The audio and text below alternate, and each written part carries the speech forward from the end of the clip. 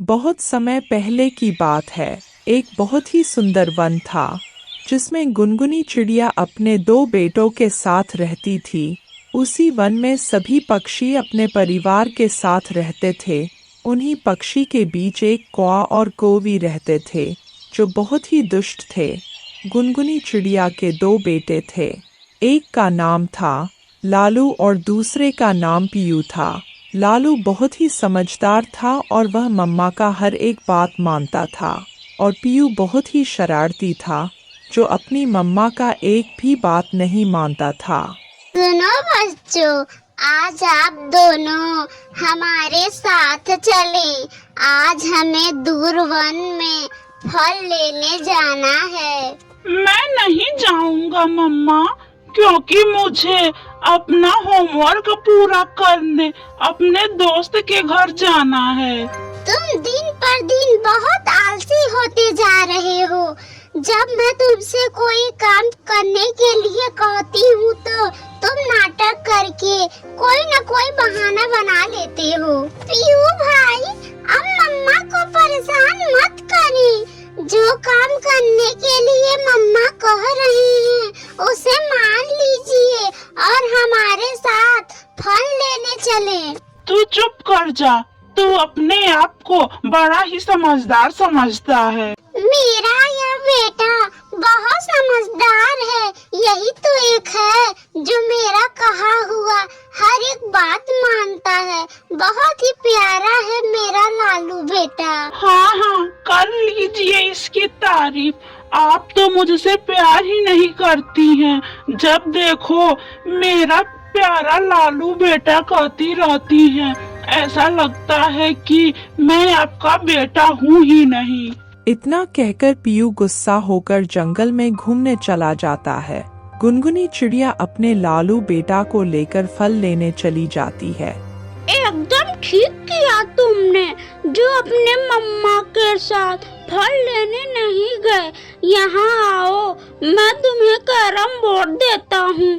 तुम मेरे बेटे मग्गू के साथ बैठकर कैरम बोर्ड खेलो। कालू अंकल और नैना आंटी, आप दोनों बहुत अच्छे हैं। मेरी मम्मा बहुत गंदी हैं। वह मुझे पूरा दिन डांटती रहती हैं और सिर्फ उस लालू के बच्चे को ही पूरा दिन प्यार करती हैं। गुनगुनी चिड़िया के पड़ोसी नैना और कालू कौवा हमेशा चिड़िया के बेटे को गलत रास्ते दिखाते। वह दोनों चिड़िया के बेटे को हमेशा गलत गलत बात सिखाते। इसलिए तो मम्मा चिड़िया अपने दोनों बच्चों को अपने पड़ोसी कालू और नैना के घर जाने से हमेशा मना करती थी। लालू बेटा, पीयू तो मेरा बात ही नहीं मानता है, लेकिन आप तो समझदार हैं। आप उस नैना और कालू कौवे के घर मत जाना। वो दोनों खुद भी बुरे हैं और दूसरे को भी बुरी बात ही सिखाते हैं। गुनगुनी चिड़िया और उसका बेटा फल लेकर अपने घर आ जाते हैं। देखो लालू बेटा, पीयू अभी तक घर नहीं आया। मम्मा, आप चिंता ना करें, पीयू जरूर कालू अंकल के घर होगा। मैं अभी उसे लेकर आता हूँ। लालू अपने शरारती भाई को बुलाने के लिए कालू अंकल के घर जाता है। कालू कौवा और नैना कौवी लालू को दरवाजे पर ही रोक लेते हैं। रुको लालू, पीयू यहाँ नहीं आया है।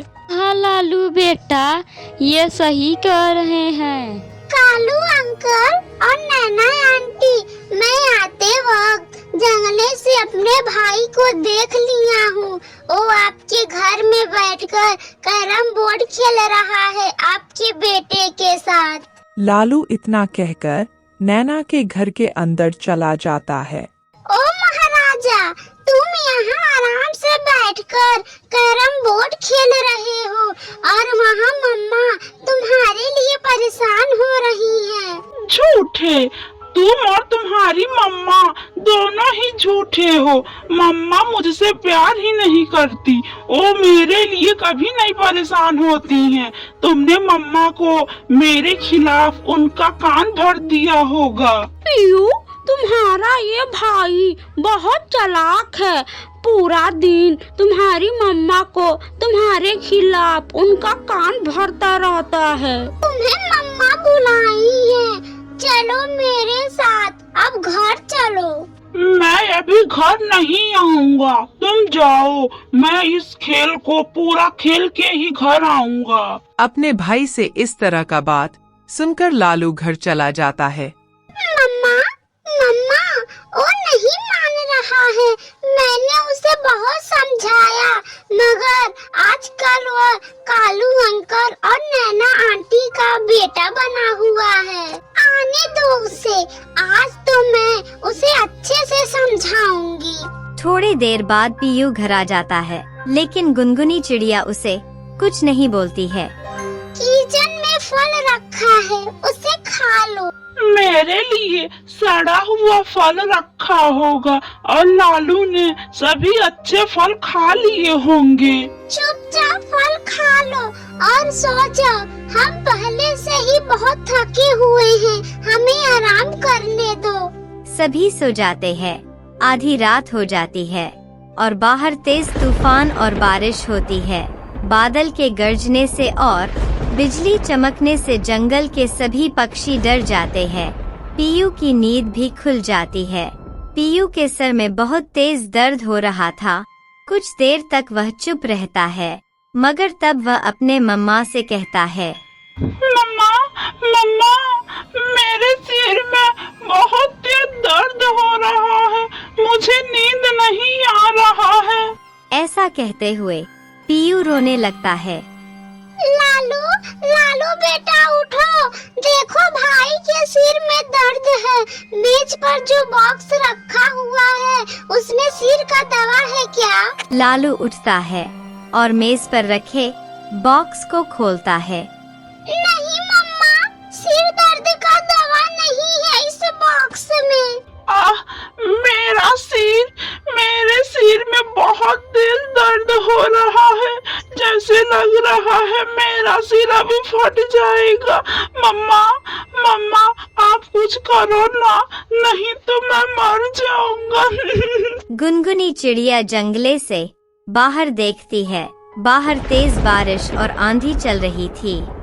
लालू बेटा, आप घर का ख्याल रखना। मम्मा चिड़िया अपने लालू बेटे से इतना कहकर पीयू को अपने पीठ पर बैठाकर घर से बाहर तेज आंधी तूफान में निकलती है। मम्मा चिड़िया कालू कौवा के घर जाती है और दरवाजा खटखटाती है। कालू कौवा और उसकी पत्नी सो रहे थे। दरवाजे खटखटाने की आवाज सुनकर वो जाग जाते हैं और अपने घर से बाहर आते हैं। चिड़िया, तुम इस समय क्या हुआ और ये पीयू किस तरह हुआ है? नैना, मेरे पीयू बेटे के सिर में बहुत तेज दर्द हो रहा है। मैं चिल डॉक्टर के पास दवा लेने जा रही हूँ। क्या तुम थोड़ी देर के लिए ये लंप मुझे दे सकती हो? क्या कहा तुमने? मैं तुम्हें ये लंप दे दूं और फिर मैं अंधेरे में सो जाऊं? मुझे अंधेरे में नींद नहीं आती। अभी मैं कुछ देर में वापस आ जाऊंगी। कृपया करके हमें लंप दे दो, मेरे बेटे पर तरस खाओ नैना। पीयू की मम्मा नैना कौवे और कालू कौवे से प्रार्थना कर रही थी और पीयू सब कुछ सुन रहा था, मगर नैना कौवी बोलती है, मरता है तो मरे, मैं क्या करूं? यह मेरा बेटा थोड़ी ना है। मेरा यह लंप मेरी माँ ने मुझे बड़े प्यार से दिया था और कहा था कि इस लंप को किसी को मत देना। ऐसा कहकर नैना कौवी और कालू कौवा घर के अंदर चले जाते हैं और दरवाजा बंद कर लेते हैं।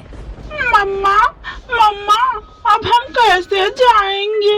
नैना आंटी और कालू अंकल ने हमें लंप देने से साफ मना कर दिया। पीयू बेटा, एक माँ को किसी हद तक जाना पड़े तो वह जाएगी, लेकिन अपने बच्चों को वह दर्द में नहीं देख सकती।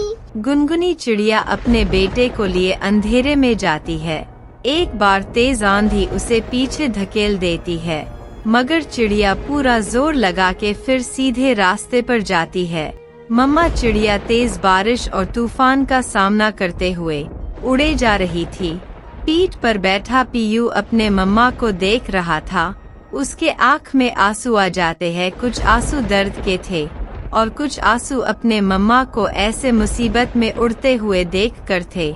गुनगुनी चिड़िया चिल के घर पहुंच जाती है। चील भाई, दरवाजा खोले, मेरे बेटे के सिर में बहुत तेज दर्द है। चील जल्दी से दरवाजा खोलता है और गुनगुनी चिड़िया को अपने घर के अंदर ले जाता है।